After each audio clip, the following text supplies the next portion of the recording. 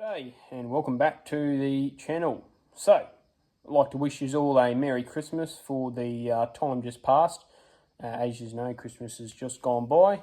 I'm hoping to have this video out by New Year's, but if I don't, I'm wishing you all a Happy New Year's as well. I had a good Christmas myself, as I hope you all did yourselves. And the time that I was having fun in Christmas, I managed to buy myself a little late Christmas present on Boxing Day afternoon. So, this is the project here. It's a 1993, maybe a 1994, I'm not entirely sure.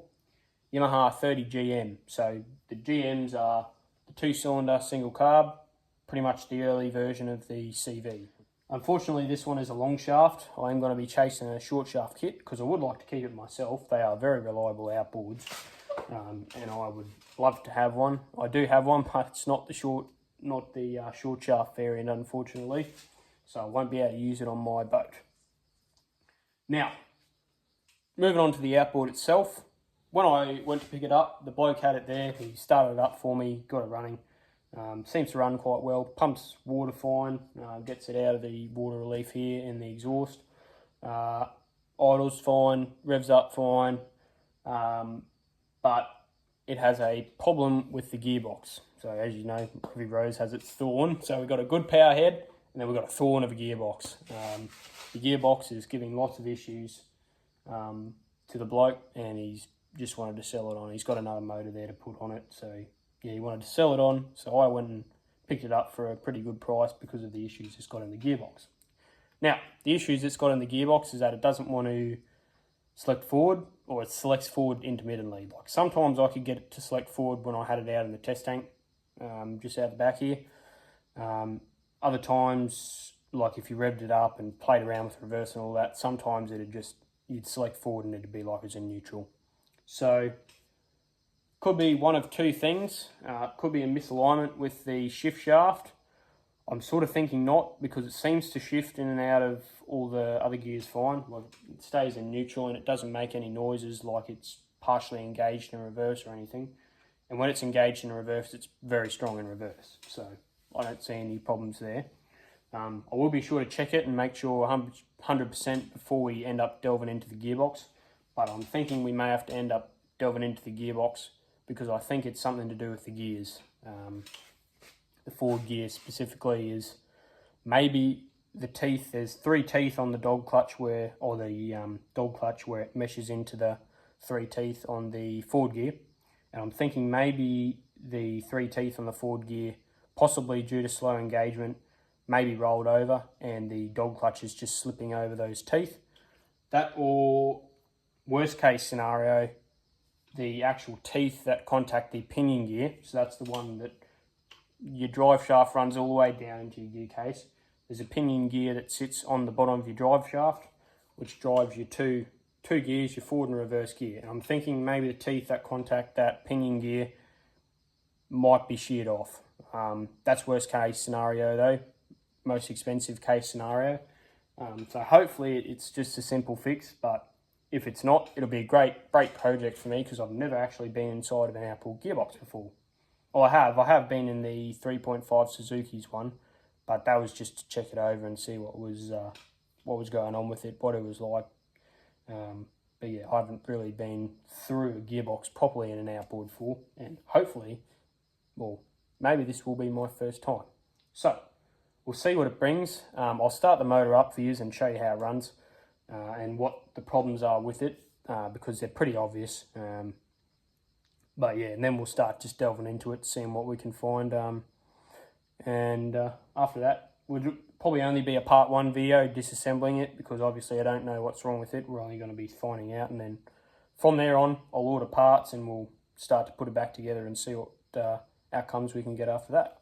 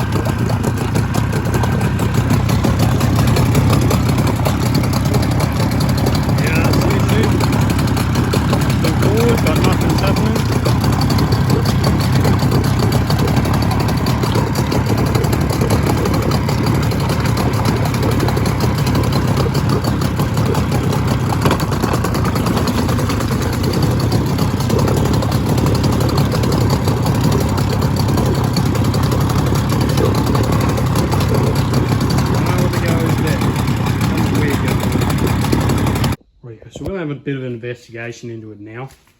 I've just dropped all the oil out the box. There was a fair bit of metal on the plugs. Fortunately, it had oil though. The oil overall doesn't look too bad. There's a tinge of water immersion in there. There's a lot of rust that come out first when I dropped it, and we've also got a broken piece on this bearing carrier up here, which is a bit unfortunate. Looks like it has cracked all the way around. I don't know if you can see that, but it's cracked all the way down to about there. So yeah, it's obviously been cracked for a while, but yeah, no, it's we'll need a new one of them obviously, but I'm going to try and just pry this whole assembly out with a screwdriver. That is what the manual says we're supposed to do, but who knows how easy that's going to be. Yeah, I don't know. So we'll see what I can do. I'll get rid of that piece before it goes flying somewhere. But yeah, I'll put this on time lapse and we'll have a gander and see what we can do.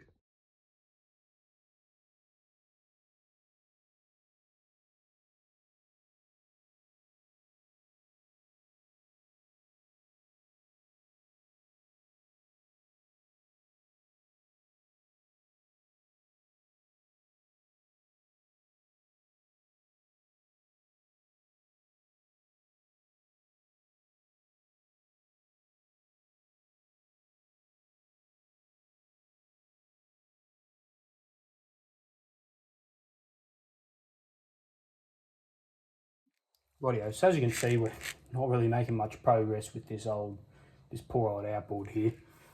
So the bearing carrier is stuck in the housing, and what my plan is now is to get the oxyacetylene torch and just lightly heat the housing where the bearing carrier sits in.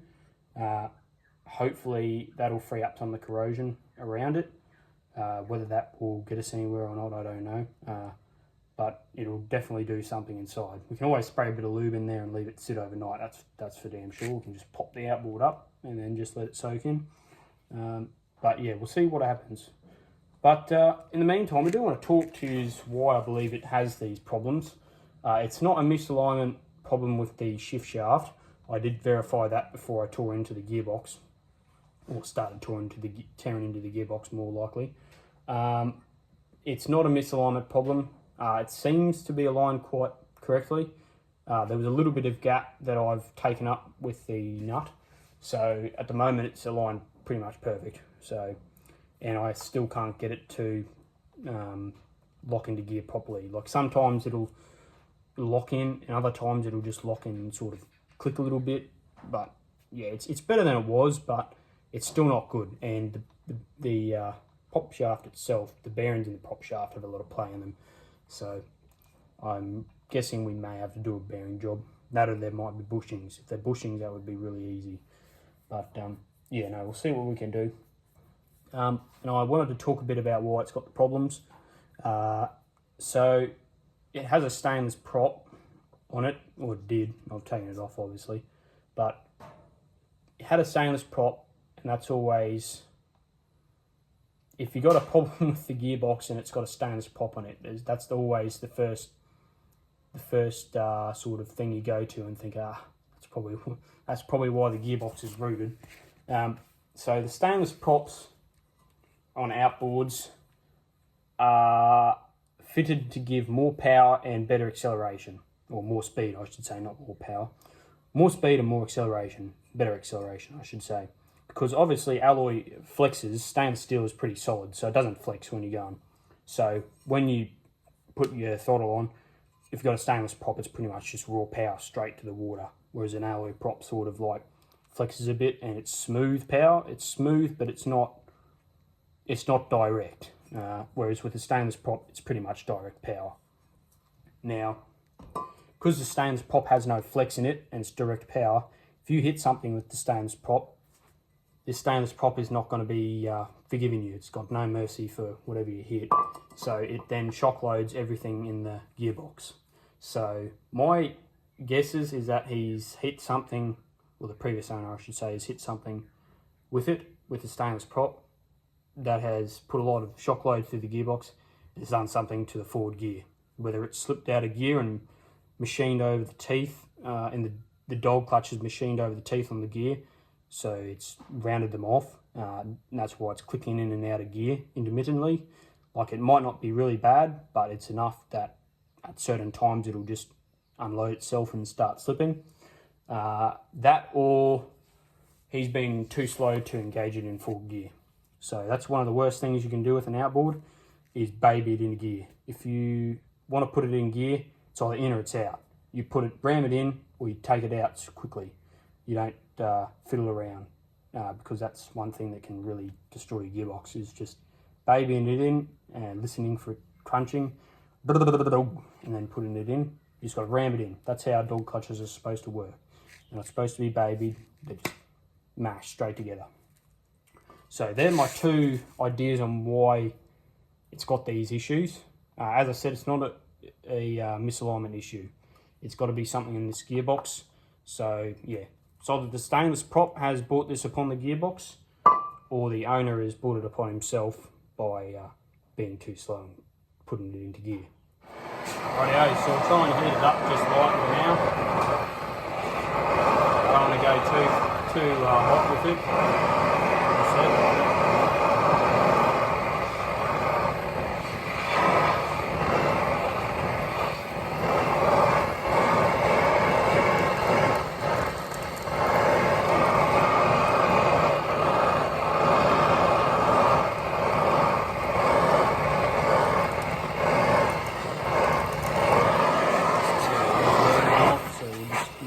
Side, heat it up a little bit more.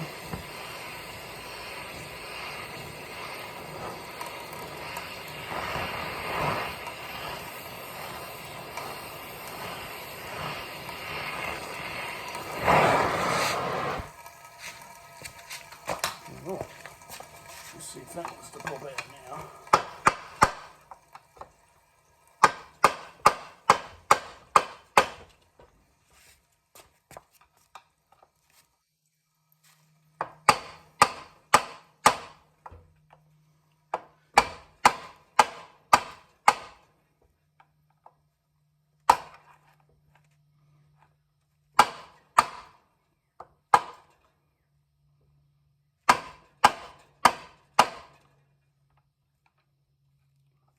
It's slowly moving.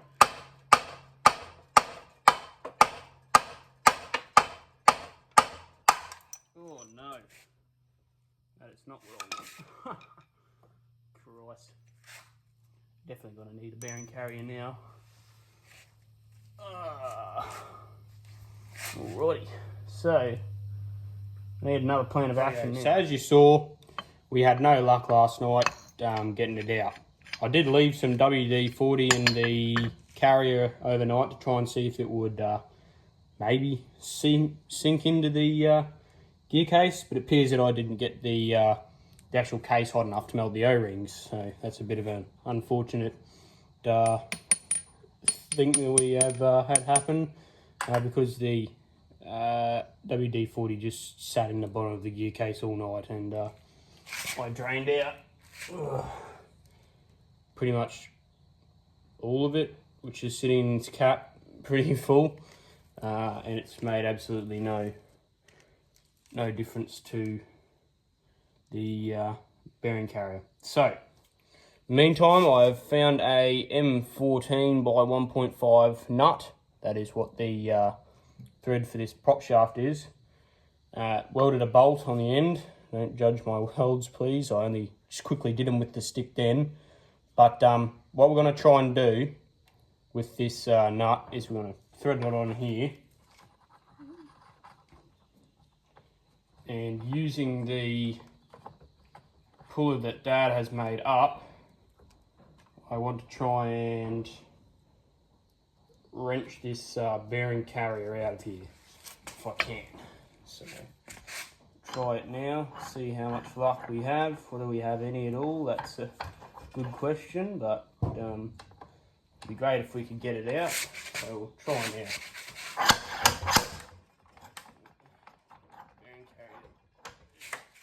don't know whether it just, I think that moved just then, to be quite honest with you. Holy dooly. Holy, look at that. Bloody beautiful. I don't know if you can see that, but that bearing carrier is sliding straight out of there. Oh my God. There we go. Sweet as a nut.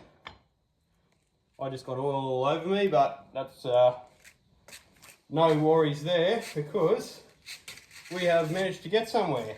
Get my big can of brake clean on the job. Holy. Okay, so that there, it just flew out. That pin is supposed to go on the back, I believe, with the spring. Where the spring is, I have absolutely no idea. Oh, there we go. It's still on the dog clutch, so that's good. So there is a retainer. Actually, I'll bring it over the bench. What am I doing? I should probably bring it over and show you instead of being a lazy prick and trying to tell you on the floor. I'll unscrew it from here. And I think I can see what our issue may be. And it looks like the dog clutch has possibly rolled over some of the edges on those gears. So I'll get this up. So there we go. We've got all the assembly out now. So here's the retainer clip I'm telling you about. This is just sitting in our dog clutch, and then in between the dog clutch there's a pin. So we have to hold pressure on, this is the pin that flew out just before, but we have to hold pressure on that. There's obviously that pin in the dog clutch, so once we hold pressure on that we can remove the pin, and then the dog clutch will slide all the way out. Now just having a look at this dog clutch. Now it doesn't look too bad. Reverse doesn't look all that bad. Probably could be better, but it's not super rolled over, which is a good thing. There's a bearing carrier, so that is what's given us most of our problems. What we can do now is, I think we can just take this all the way off. Yep, there we go. So that's our prop shaft there, obviously. We'll have to put that in the lathe and make sure it's all trued up.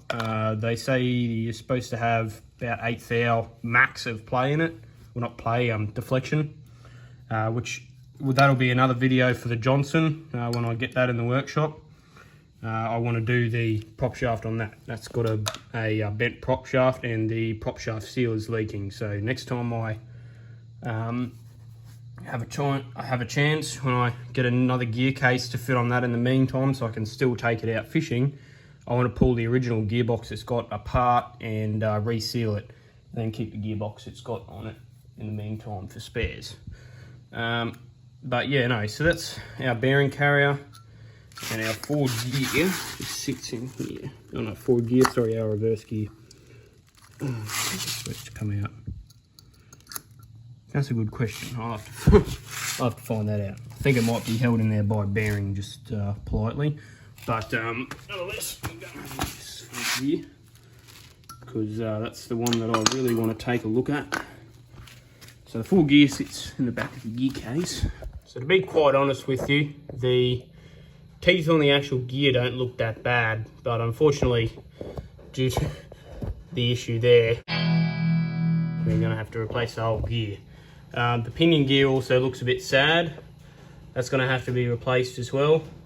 They do look like the teeth on the pinion gear are sort of bent over a little bit, actually. Like obviously the bend in them is standard, so it can go around with the contour of the gear, but the teeth actually look bent over themselves. So 100% that there is the cause of our problems. It's whatever he's done, he's obviously hit something massive with it, and it's locked the whole prop up in the one position. And this pinion gear has just sheared all the teeth off of that main forward gear there. So yeah, a bit unfortunate, but what is fortunate for me though is that parts are very, very readily available from our good friends over in Hong Kong, and they are quite cheap as well, so that's very good. I believe I can get a forward gear set for, well, not a forward gear, a whole gear set for about $145. Australian. The bearing carrier kit with pretty much the whole rebuild for the gearbox. I'm looking at about 100 AUD. So overall, quite cheap on parts, but it'll want to pay for itself when I sell it, that's for sure. To drop the drive shaft out of it, obviously you may have seen that bolt there on the bottom of the pinion gear. We just got to drop that out and the whole drive shaft should slide out, but that's a job for when we've got the lower unit off of the motor.